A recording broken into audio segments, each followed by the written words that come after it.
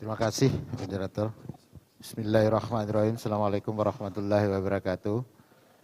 Yang pertama, tak pantas kiranya kalau murid tidak menyapa guru, karena di hadapan ini semua adalah guru-guru yang memang kepakarannya di bidang hukum kepemiluan atau kepemiluan.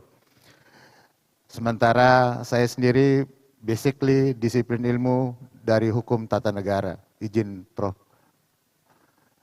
S1 dan S3 saya di hukum tata negara. Yang kedua, izinkan saya mengaturkan takzim kepada pimpinan Bawaslu RI, ada Pak Herwin, ada Cak Toto, yang idealnya memang yang harus hadir di sini adalah pimpinan Bawaslu. Tapi saya tidak sedang mereplika kapasitas beliau hadir di sini sebagai kapasitas sebagai pimpinan Bawaslu, tapi saya hanya anak buah dari pimpinan Bawaslu. Yang kedua, yang saya hormati teman-teman sekalian, para pejuang demokrasi yang hadir di tempat ini, kehadiran teman-teman ini adalah wujud dari komitmen dalam rangka menegakkan demokratisasi kita yang sedang berjalan sejak 98 dan telah berlangsung hingga hari ini. Semestinya Pak Puadi yang hadir, tetapi beliau ada agenda lain sehingga memandatkan kuasa beliau kepada saya untuk saya gunakan. Dan insya Allah saya akan menggunakan untuk dan atas nama pemikiran beliau, tidak mencerminkan pemikiran dari saya.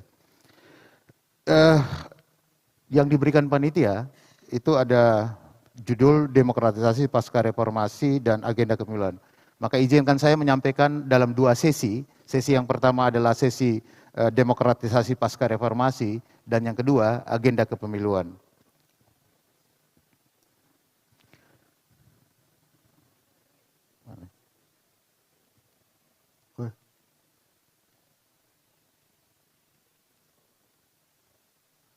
Ya, Bapak Ibu sekalian, reformasi 98 itu pada dasarnya sudah membuka area demokrasi baru setelah 3 dekade kita mengalami karakter penyelenggaraan kekuasaan yang berkarakter otoritarianisme. Dan salah satu yang tadi sudah dijelaskan oleh pimpinan Pak Catoto maupun dari narasumber. Dan yang kedua, kita juga mengalami praktek menjamurnya korupsi di dalam struktur birokrasi kita. Kemudian sentralisasi yang begitu kuat, sentralisasi kekuasaan, dan pemilu yang tidak mencerminkan karakter yang jujur, adil, dan kompetitif. Nah, apa pelajaran kunci dari reformasi yang sudah kita dapatkan? Pelajaran kuncinya adalah pentingnya adanya pembatasan kekuasaan. Mekanisme yang harus dibangun adalah mekanisme check and balances. Karena memang konstitusi kita sudah didesain sedemikian rupa menganut prinsip atau paham konstitusionalisme, di mana kekuasaan itu haruslah limited government, harus dibatasi. Karena kekuasaan kalau tidak dibatasi, sudah diingatkan oleh Lord Acton, maka dia cenderung tends to corrupt.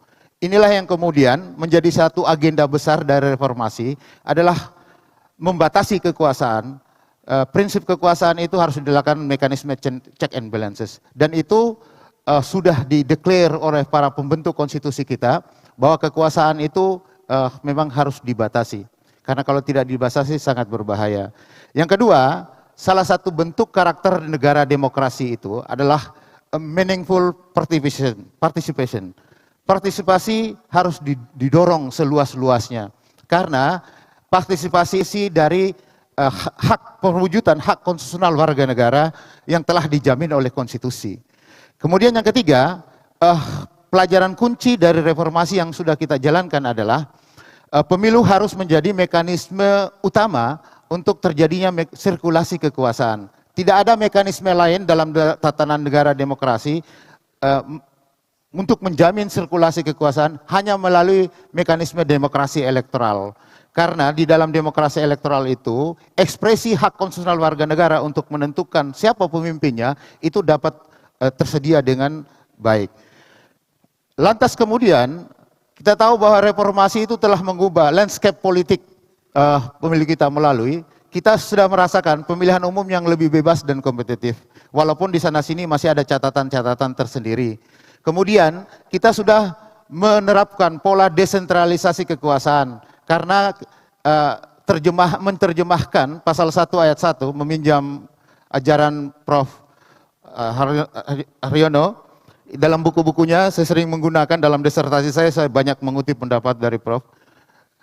Itu bahwa kekuasaan itu haruslah didesentralisasikan. Bukan berarti sentralisasi itu tidak baik, tetapi pilihan politiknya hari ini kita mengunut desentralisasi. Karena itu adalah manifestasi dari komitmen kita terhadap peneguhan pasal 1 ayat 1. Kira-kira gitu, Prof. Bahwa kedaulatan, bahwa kita telah mendeklar negara kita adalah negara kesatuan yang berbentuk republik. Inilah bentuk peneguhan kita terhadap desentralisasi kekuasaan. Kemudian kebebasan pers dan kebebasan berpendapat itu semua sudah terbuka luas kalau dibandingkan sebelum reformasi. Dan ketiga, kita harus akui dalam menjaga prinsip jujur dan adil dalam penyelenggaraan kontestasi politik, kita sudah melahirkan institusi pengawasan pemilu yang independen. Mulai dari Panwaslu yang kemudian dia mengalami proses metamorfosis ke arah yang lebih kuat, dia bermetamorfosis menjadi Bawaslu.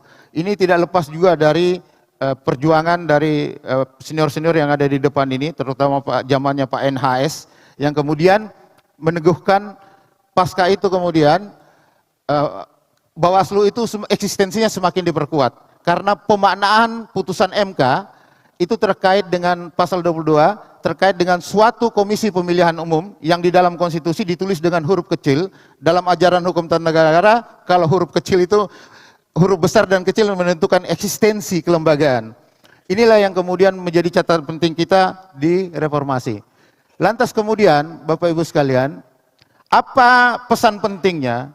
Reformasi itu sebenarnya bukanlah sebuah peristiwa politik semata, tetapi dia agenda keberlanjutan.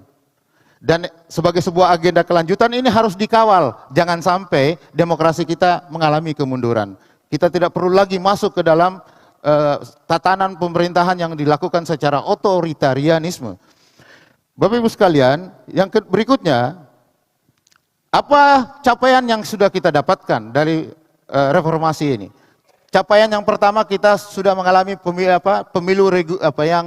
pemilu yang diselenggarakan segala regulatif dan kompetitif.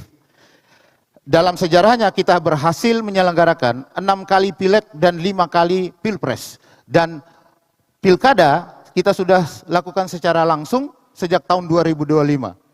Walaupun dalam konstitusi sendiri tidak menyebutkan dipilih secara langsung, hanya dipilih secara demokratis. Tetapi politik hukum kepemiluan kita menghendaki bahwa pilkada itu harus dilakukan secara serentak. Kemudian diteguhkan lagi dengan putusan 135 yang terakhir, di mana sistem kepemiluan kita itu dilakukan dengan menggunakan pola pemilu nasional dan pemilu lokal. Tetapi keduanya dimaknai sebagai pemilu, bukan lagi dimaknai sebagai pilkada. Kemudian peningkatan partisipasi masyarakat sangat signifikan dan itu menjadi capaian yang tidak bisa kita pungkiri. Masyarakat sudah bebas mengekspresikan hak politiknya untuk menentukan siapa yang harus dipilih. Kemudian institusionalisasi lembaga demokrasi. Ya, pasca reformasi kita punya lembaga penyelenggara pemilu yang semakin semakin terfungsionalisasi antara teknis, pengawas dan pengawas etik antara Bawaslu, KPU dan DKPP. Termasuk juga kekuasaan kehakiman berpuncak pada 2 lembaga, Mahkamah Konstitusi dan Mahkamah Agung, yang itu kemudian diberikan kewenangan untuk menyelesaikan sengketa hasil pemilu dan sengketa administratif di Mahkamah Agung. Kemudian yang berikutnya, salah satu kecapaian dari demokrasi pasca reformasi adalah penguatan mekanisme check and balances. Karena memang Presiden itu tidak lagi menurut secara absolut, DPR lebih kuat dalam pengawasan, termasuk juga dalam sistem penyelenggaraan kepemiluan kita, mekanisme check balance-nya diatur, KPU secara teknis tetapi diimbangi dengan pengawasan yang dilakukan oleh Bawaslu, dan untuk menjamin integritas dari penyelenggara pemilu, dihadirkanlah satu komisi etik yang kemudian akan menilai apakah penyelenggaraan itu dilakukan secara profesional atau tidak dengan menggunakan ukuran-ukuran etik yang telah dipositifkan. Apa tantangannya kita? kita harus jujur, tantangan kita di demokrasi ini adalah demokrasi elektoral kita yang semakin mahal, korupsi yang semakin menggila, kemudian politik uang menjadi hal yang biasa, yang sering kita lihat secara kasat mata dipertontonkan dalam setiap pemilu ke pemilu, pemilihan-pemilihan, bahkan kecenderungan pragmatisme politik.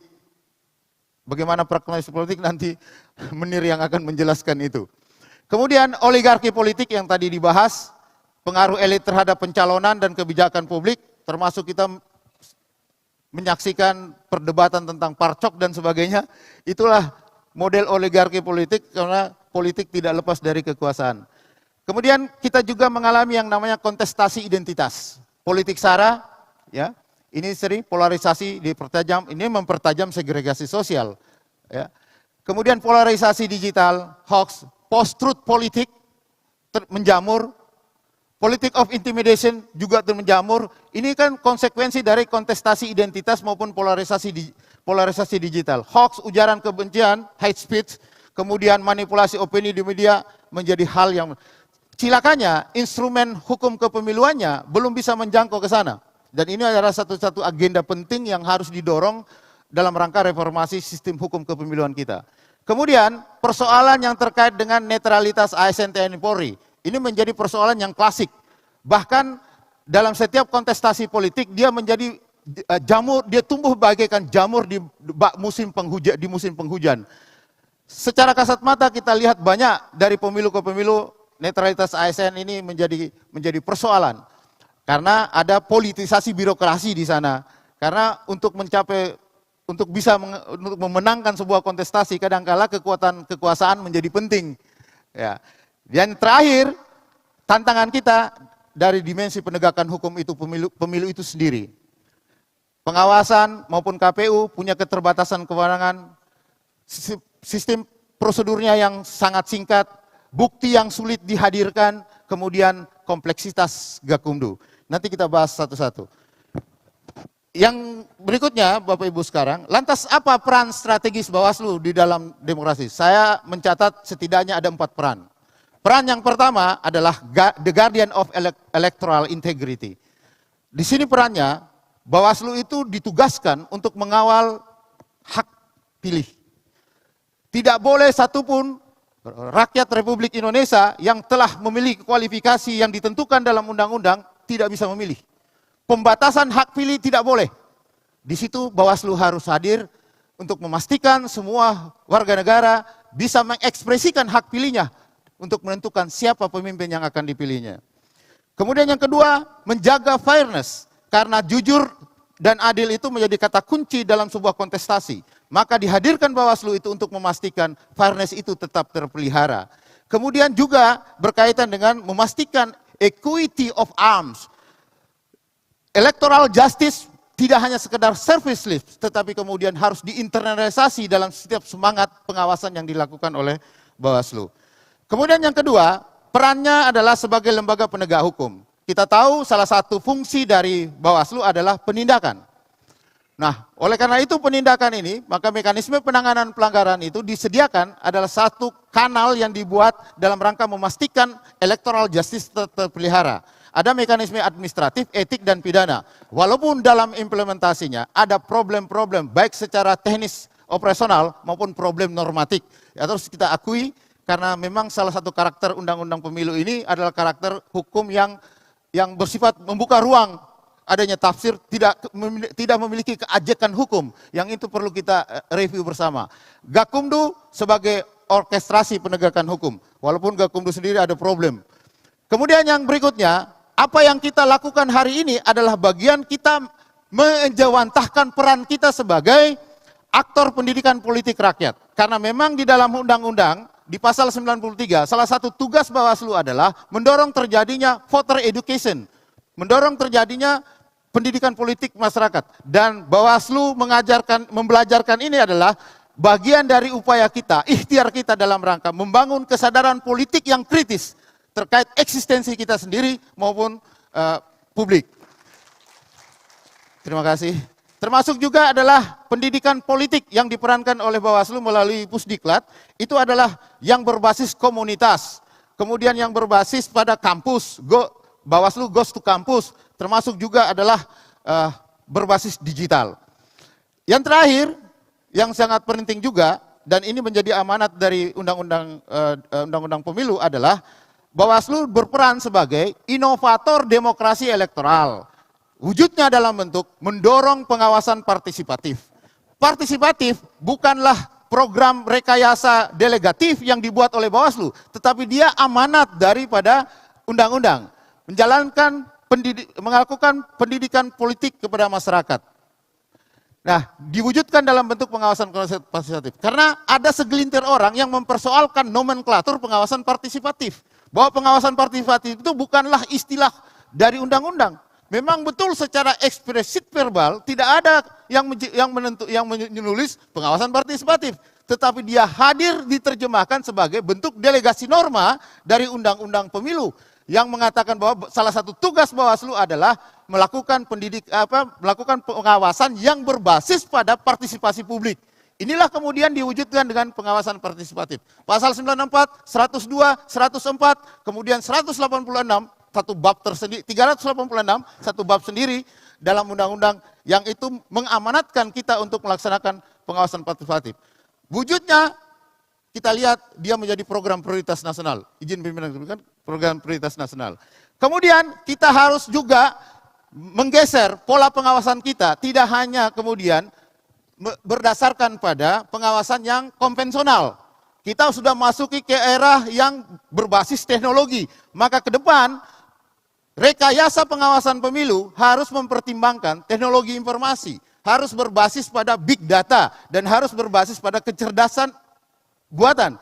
Ini yang terus kita dorong karena ada ruang-ruang yang tidak bisa dijangkau dengan pengawasan secara konvensional. Sehingga berbasis teknologi juga penting. Dan juga adalah pencegahan yang bersifat kolaboratif. Nah itu kira-kira peran strategis Bawaslu ke depan. Pasca demokratisasi yang kita jalankan sejak tahun 1998. Yang kedua izinkan saya masuk ke dalam apa agenda pemilu kita ke depan. Nah, agenda pemilu yang pertama, pembenahan ini, itu kalau kita meminjam istilah lawyer Mayer Friedman, kita pada tiga aras, substansi, struktur, dan budayanya. Nah, salah satu dari aspek substansinya adalah, kita harus jujur, pertama yang harus kita lakukan adalah pembenahan regulasi. Konsennya adalah diharmonisasi dan kepastian hukum. Mengapa? Karena regulasi kita terfragmentasi. Maka ide tentang kodifikasi hukum kepemiluan menjadi kata kunci. Ya, sudah saatnya kita kodifikasi. Ini menimbulkan ketidakkonsistenan norma, baik itu jadwal, masa kampanye. Masa kampanye kita diperhadapkan dengan persoalan, masa kampanye itu hanya dibatasi pada tahapan. Sementara upaya untuk meyakinkan publik terjadinya di ruang-ruang sebelum masa tahapan. Tetapi tidak ada satupun norma yang kemudian memberikan kewenangan ke Bawaslu untuk menindak. Karena apa yang dilakukan itu adalah sebenarnya juga mencitrakan diri. Kemudian diterjemahkan sebagai sosialisasi, kan gitu pimpinan. Inilah yang kemudian rekayasa kepemiluan ke depan juga harus memperhatikan kemudian dan post election. Desain sanksi dan batasan norma, penguatan norma integritas, ini terakhir walaupun ada putusan Mahkamah Konstitusi yang terkait evaluasi terkait perluasan subjek hukum terhadap mereka-mereka yang baik dalam penguatan norma integritas ini. Kemudian yang kedua, penguatan lembaga penyelenggara pemilu. Saya kira Bapak Ibu, stabilitas kelembagaan KPU, Bawaslu, dan DKP. Hari ini kita harus jujur, ya, koordinasi antar lembaga ini terhambat pola kerja silo, terfragmentasi, kerja sendiri-sendiri secara sektoral, sehingga tafsir yang dibuat dibuat oleh Bawaslu maupun KPU, kadang DKPP berbeda. Bagi Bawaslu, apa yang dilakukan pasukannya sudah profesional, tapi bagi DKPP belum tentu. Inilah yang kemudian kerja yang berkarakter silo harus diakhiri. Interpretasi kadang-kadang berbeda atas undang-undang. Nah, diperlukan mekanisme joint interpretation guidelines, harus ada guidance terkait mekanisme ini. Termasuk juga profesionalisasi SDM penyelenggara pemilu, kemudian kemandirian anggaran, Ini jadi problem juga dalam pandangan kami. Yang ketiga, ini penataan pengawas pemilu yang efektif. Ya, Bapak Ibu, simplifikasi alur penanganan pelanggaran. Alur penanganan pelanggaran ini harus disimplifikasi supaya tidak tumbang tindih karena sekat antara sengketa dengan penanganan pelanggaran administrasi itu sangat kabur. Kadangkala terjadi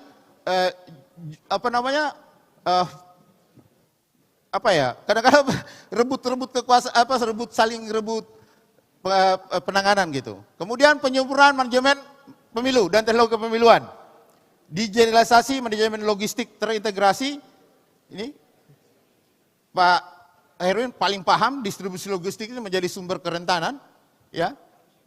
Diperlukan sistem pelacakan logistik berbasis real time dan tracking.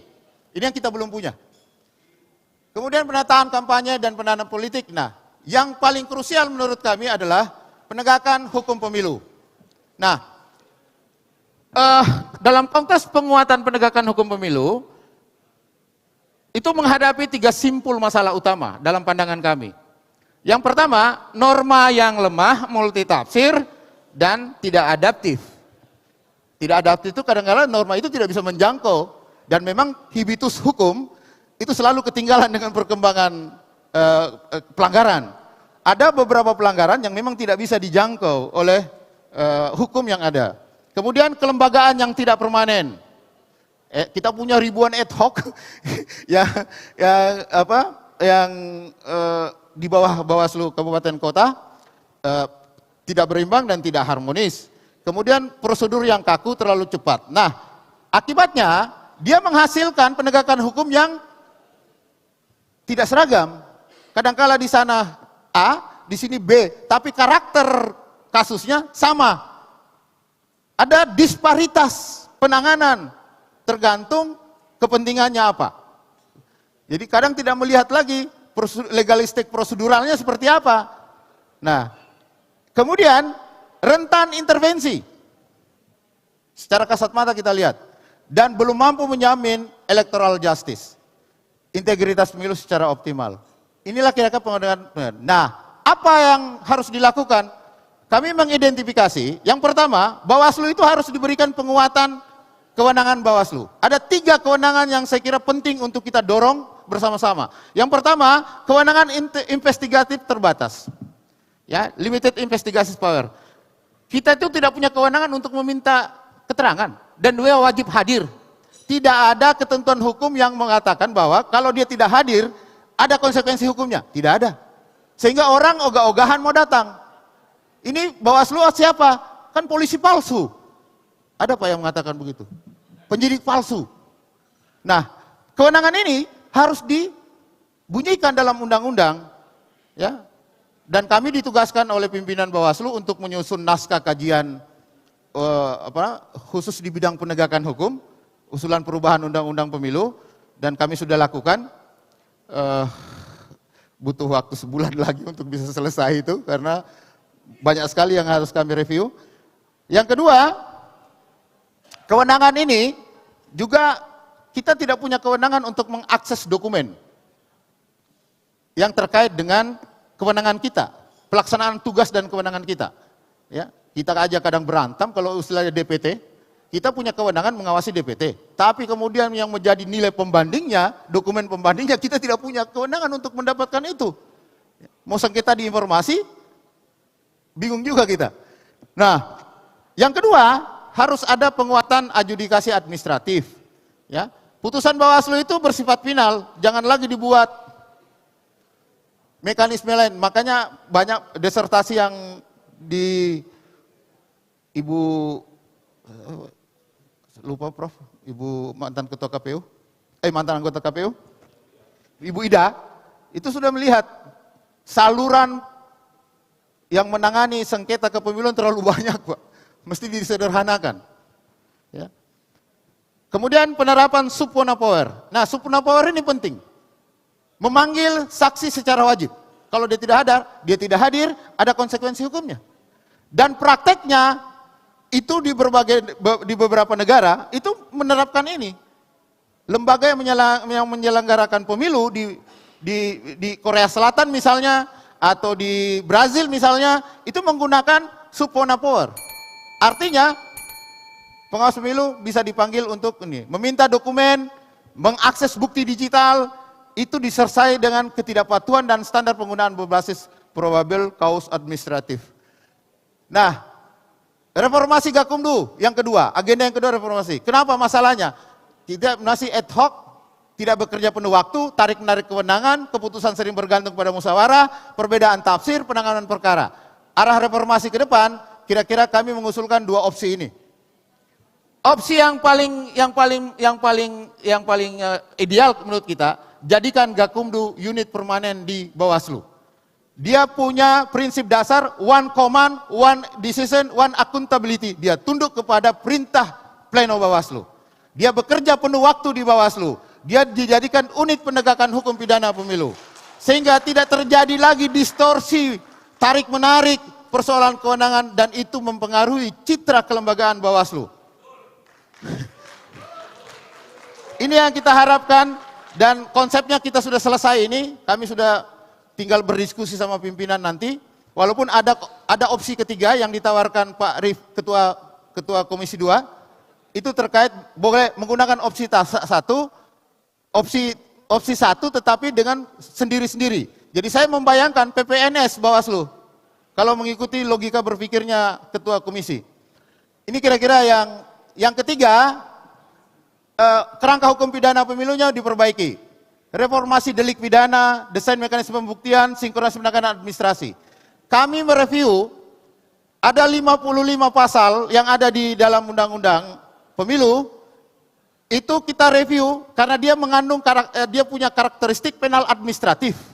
Kalau penal administratif maka dia berkaitan dengan ultimum remedium. Maka kita sasar mana pasal-pasal yang harus dikriminalisasi. Tidak perlu dipenalisasi, tidak perlu dikriminalisasi. Karena karakter administratifnya, kami review itu pasal-pasal itu dengan menggunakan 5 kriteria analisis.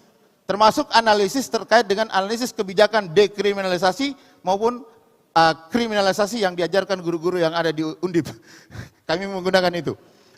Kemudian termasuk juga penguatan sanksi administratif. Sanksi administratif itu instrumen paling strategis dalam penegakan pemilu karena paling cepat dan berdampak langsung. Diskualifikasi bersyarat misalnya, PSU sebagai sanksi administratif, denda administratif proporsional. Denda administratif itu mengadopsi model ada di KUHP yang baru. Di KUHP yang baru itu dia dendanya itu dalam proses penanganannya. Peringatan keras, integrasi sanksi.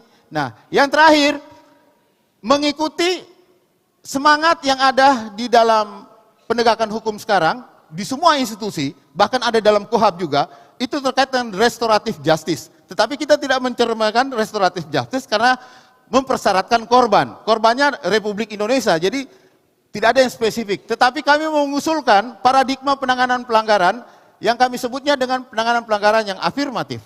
Ini satu konsep yang coba kita mau dorong. Habis ya? Udah? Ya, ini yang kita mau dorong. Penanganan pelanggaran itu basisnya dia harus berorientasi pada perlindungan hak pilih, kesetaraan kontestasi dan integritas, tapi menempatkan keadilan pemilu sebagai tujuan.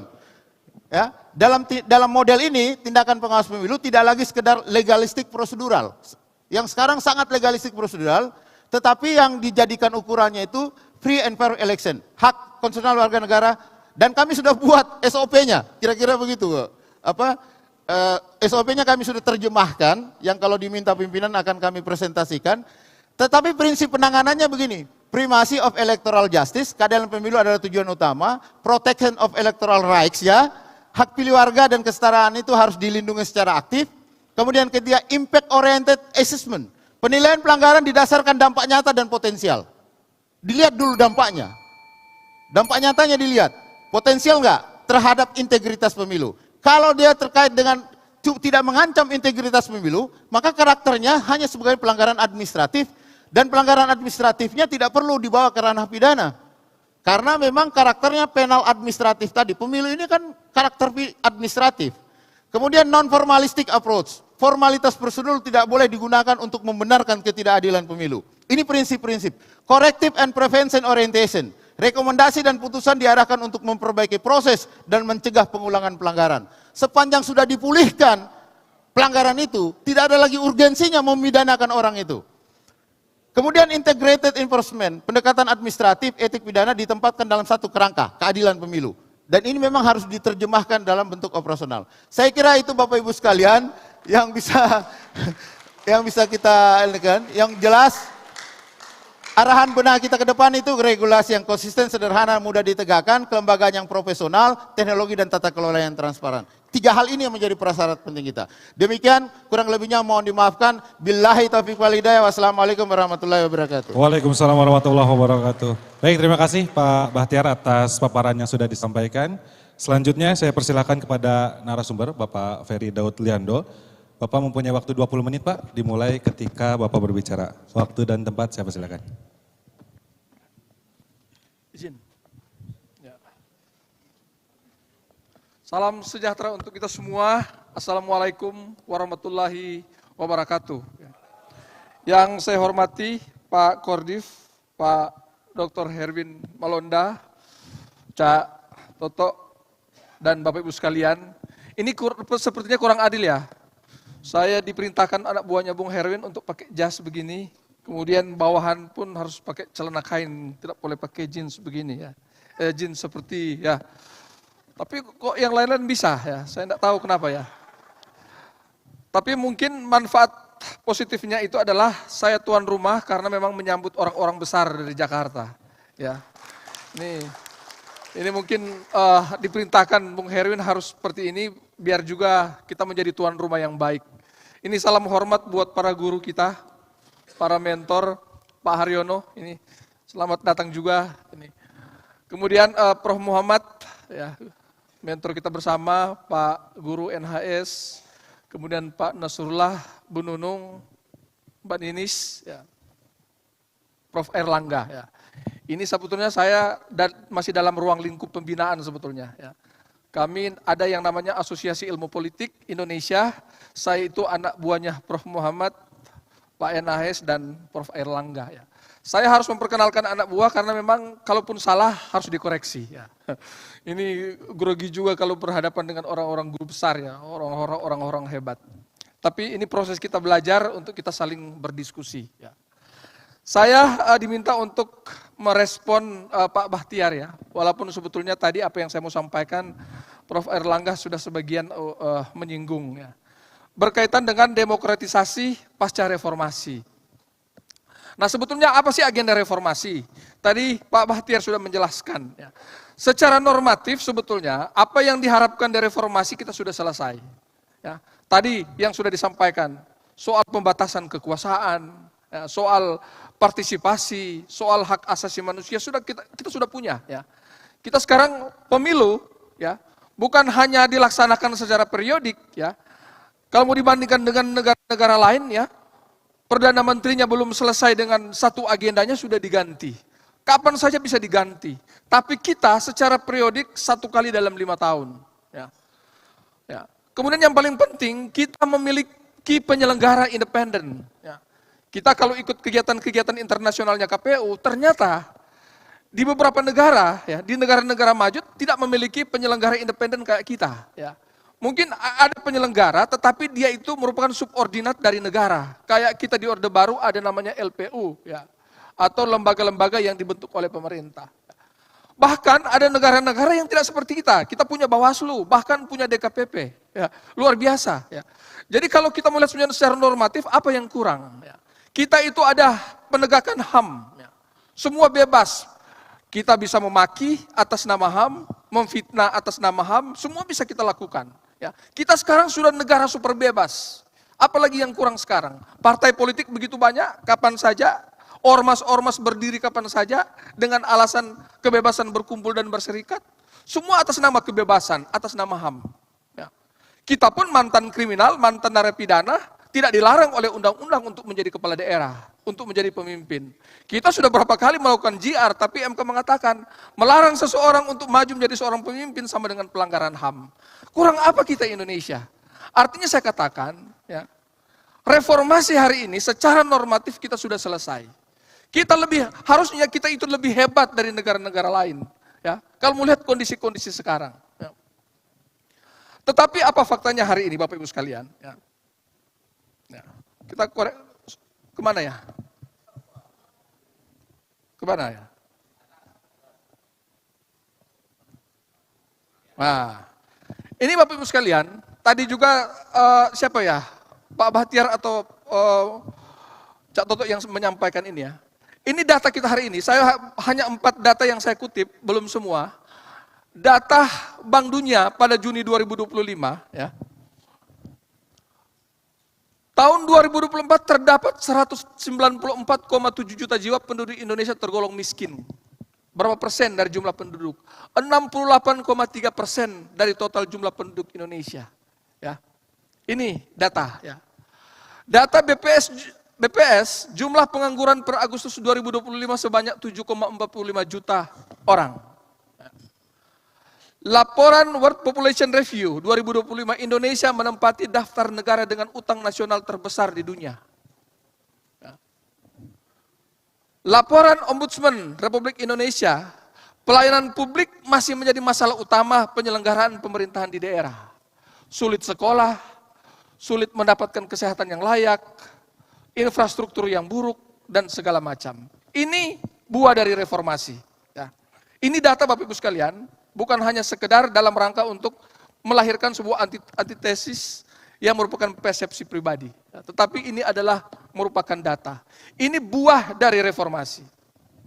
Ya. Wow. Nah, apa penyebabnya Bapak Ibu sekalian? Nanti Bapak Ibu kita berdiskusi, tinggal ini disempurnakan, dilengkapi. Ya. Survei Indikator Politik Indonesia mengungkapkan 5 lembaga yang paling tak dipercaya publik pada 2025. Lembaga-lembaga ini berapa yang dihasilkan lewat pemilu? Ya. DPR menempati urutan pertama, 41%, hampir setengah. Ya. Kedua, Polri, ya. Partai politik 30%, MPR 29%, dan DPD 28%. Dua, ini Prof. Johar Hermansyah kemarin, pelaku korupsi kepala daerah sebanyak 412 orang. Mendagri, kendala pembangunan daerah adalah masih lemahnya profesionalisme kepala daerah. Kemungkinan besar Bapak Ibu sekalian, apa yang saya sebutkan tadi disebabkan oleh 3 faktor ini. Ya. Ini Bapak Ibu sekalian, kita hasilkan lewat apa? Apakah mereka itu jatuh dari sorga, diutus oleh para malaikat? Tidak Bapak Ibu, kita yang pilih lewat pemilu. Mereka itu adalah produk-produk demokrasi, produk-produk pemilu yang kita laksanakan selama ini. Ya. Oke, lanjut. Sorry. Nah, ini Bapak Ibu sekalian, kritik kita terhadap pemilu hari ini. Tadi sebetulnya ini enggak lagi baru karena tadi Pak Bahtiar sudah menjelaskan sebagian. Sistem pemilu belum menciptakan aktor-aktor politik profesional. Ya. Kita pemilu itu mahal sekali. Ya, pemilu ada DKPP-nya, ada Bawaslu-nya, ada KPU secara bertingkat, logistiknya, pemilih diberikan kebebasan. Ya. Tetapi apa yang terjadi? Ya. Produk pemilu kita masih banyak menciptakan orang-orang korup, orang-orang yang tidak memiliki kemampuan dalam rangka merumuskan kebijakan. Ya. Ya, ini hasil pemilu kita. Ya. Kedua, partai politik belum berfungsi dengan baik. Sebetulnya kita dalam ilmu politik ya sering mengajarkan sebetulnya bagaimana demokrasi itu sehat dan demokrasi itu berdampak pada kesejahteraan masyarakat sangat tergantung pada peran partai politik. Kenapa demikian? Karena fungsi partai politik itu adalah menciptakan aktor. Aktor sebagai penyelenggara negara. Mereka merumuskan kebijakan publik kemudian melaksanakannya. Tetapi sekarang Bapak Ibu sekalian kita saksikan berapa sih partai politik yang berfungsi dengan baik. Ya. Tadi Prof. Erlangga sudah mengatakan harus 5 tahun. Itu juga konsep kami juga dulu. Ya, waktu sama kami dengan Prof. Ramlan ketika menyusun naskah akademik Undang-Undang Pemilu tahun 2017, ini juga yang sudah kami masukkan. Ya, ya. Poin ini yang menjadi perhatian, ada bab khusus tentang partai politik dikaitkan dengan pemilu. Ya. Kemudian, politik uang mendominasi kompetisi kekuasaan. Coba lihat. Banyak teman-teman DPR kita yang kalah tidak peduli dengan nasib bangsa. Karena orang-orang sipil yang masuk di DPR itu sudah jarang sekarang. Orang-orang yang masuk di DPR siapa? Mereka yang punya uang. Ya. Biar Bapak Ibu tidak pernah punya pengalaman apa-apa, pengalaman public speakingnya kurang bagus, tidak memiliki pengetahuan. Yang penting uang bisa mengatur segala-galanya. Ya. Nah ini kadang-kadang di DPR kita maupun baik dari pusat maupun ke daerah-daerah ini kondisinya. Ya. Kita kadang-kadang ya tadi. Kenapa pemilu belum melahirkan pemimpin-pemimpin yang profesional? Karena apa? Menghalalkan segala cara untuk mendapatkan kekuasaan lewat politik uang. Seolah-olah memang kekuasaan hanya mudah untuk didapatkan. Siapa yang punya uang sangat mudah untuk berkuasa. Masih banyak orang-orang baik yang ada di Indonesia. Tetapi mereka tidak diberikan kesempatan untuk terpilih karena mereka tidak menggunakan kekuatan uang, tidak menghalalkan segala cara untuk mendapatkan kekuasaan. Nah di dalam sistem pemilu kita belum mengatur soal mekanisme seperti ini. Keterlibatan birokrasi, tadi Cak Toto sudah mengatakan. Ya. Ini pemilik modal. Nah, ini yang paling rawan ya. Pemilik modal, bagaimana modusnya? Pernah diceritakan oleh Pak Mahfud MD. Ya. Mereka kadang kalau di daerah, kalau ada pilkada, semua calon-calon dibiayai. Sehingga kalah atau menang, tetap dia akan berkuasa. Karena semua calon dikuasai. Ya. Sekarang coba lihat, banyak kepala-kepala daerah ini bingung sekarang toh. Waktu pilkada itu pinjam uang, disponsori oleh para cukong. Sekarang ketika adanya pemotongan, transfer ke daerah, bingung kepala-kepala daerah mau cari uang di mana. Proyek-proyek nggak ada lagi. Makanya bancakan dari kepala daerah sekarang bukan lagi ke proyek, tapi kemana? Berpindah pada pengangkatan pejabat. Ya, coba lihat, yang ditangkap kemarin itu kan cuma karena gratifikasi. Karena untuk peluang untuk mendapatkan fee, ya, potongan dari proyek-proyek itu sekarang sudah mulai sudah mulai dibatasi. Walaupun kemarin juga ada yang mulai nakal kemarin, ya, yang di Lampung kemarin itu cuma fee, pemotongan minta 15-20% untuk dipotong. Ya, wajar kalau misalnya papan proyek belum dicabut, tapi tiba-tiba jalan sudah rusak, sudah berlubang, karena pemotongan terlalu tinggi. Belum lagi dengan perizinan. Kita lihat di Sumatera kemarin, coba lihat. Ini perizinan sudah diambil oleh pemerintah pusat. Akibatnya coba apa? Kondisi sosiologis tidak diperhatikan oleh pemerintah pusat. Ternyata sudah terjadi pembalakan hutan. Akhirnya sekarang pemerintah ribut. Ya. Baru ribut, dicabut izin, dicabut ini, saling menyalahkan pemerintah daerah yang salah, pemerintah pusat yang salah. Semua saling menyalahkan. Itulah Indonesia. Indonesia nanti ribut ketika sudah ada yang meninggal. Ya, konsep mitigasi, konsep pencegahan itu tidak ada. Ya. Yang penting celaka dulu baru kita ribut. Ada yang korban dulu baru kita ribut. Ini sistem kebijakan kita di Indonesia. Ya. Konsep mitigasi, warning system itu nggak jalan kita di Indonesia. Ya. Kemudian media dan penegak hukum dalam arena kompetisi. Ini kemarin kan ada beberapa yang dikatakan oleh para ahli, ini banyak yang anomali ya. Karena memang juga ada media melibatkan diri, ada penegakan juga bagian dari kompetisi. Kemudian, pemilih hanya sebatas objek untuk kepentingan suara. Ya. Jadi proses kedaulatan tadi, ini menjadi mubazir semua. Ya. Karena kita hanya mengharapkan masyarakat itu hanya dalam rangka untuk datang di TPS, tetapi tidak dalam konsep yang lain. Nah, agenda kepemiluan ke depan, ya. Mudah punya waktu ya. Agenda kepemiluan ke depan, ya. Ini sistematika juga diminta oleh Pak Roy, anak buahnya Pak Roy ya.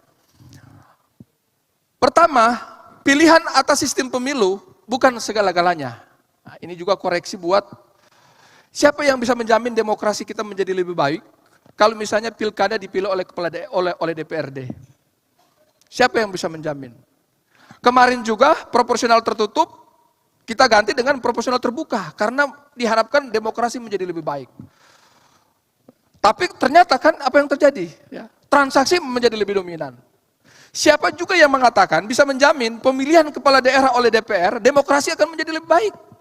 Nah, kemarin ya, proporsional terbuka harusnya berdasarkan suara terbanyak, tapi ternyata jual beli nomor urut masih menjadi rentan di partai politik. Ya, katanya walaupun suara terbanyak, tetapi posisi nomor 1, nomor 2 sangat menentukan. Ya. Terjadi jual beli. Ya.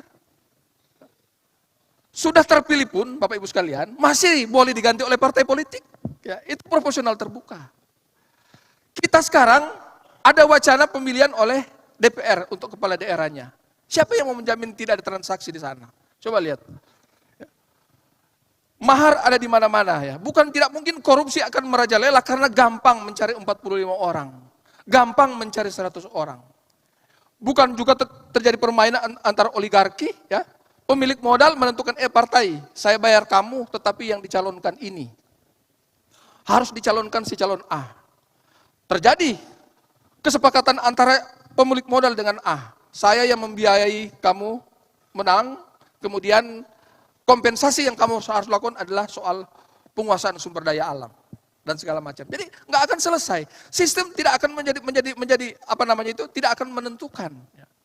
Apakah kita mau proporsional terbuka atau tertutup? Apakah kita mau dipilih oleh rakyat secara langsung atau dipilih oleh DPR? Belum juga bisa menyatakan bahwa demokrasi kita akan selamat. Ya. Kualitas proses dan hasil pemilu akan sangat ditentukan oleh penguatan institusi partai politik. Ya. Ini yang paling penting Bapak Ibu sekalian. Ya. Penguatannya pada apa? Aspek rekrutmen. Ya. Kalau di Cina, orang kadang-kadang mengatakan pemilu yang paling jelek di Cina di dunia itu ada di Cina. Ya. Kenapa demikian? Karena memang di sana partai politik cuma satu, di mana ada kompetisinya. Tapi Cina itu adalah raja ekonomi dunia, jangan lupa. Ya. Kan orang pendiri Cina mengatakan jangan persoalkan apakah kucing itu hitam atau putih. Tetapi yang penting kucing itu bisa tangkap tikus. Nah ini yang digunakan, paradigma politik ini yang digunakan para elit-elit politik di Cina. Nah, kita jangan mempersoalkan soal sistem. Yang penting sistem itu memberikan kesejahteraan kepada masyarakat. Ya. Di Cina, pemilunya sebenarnya tidak sebagus Indonesia. Tetapi yang bagus di sana adalah apa? Partai politiknya. Ya. Ya.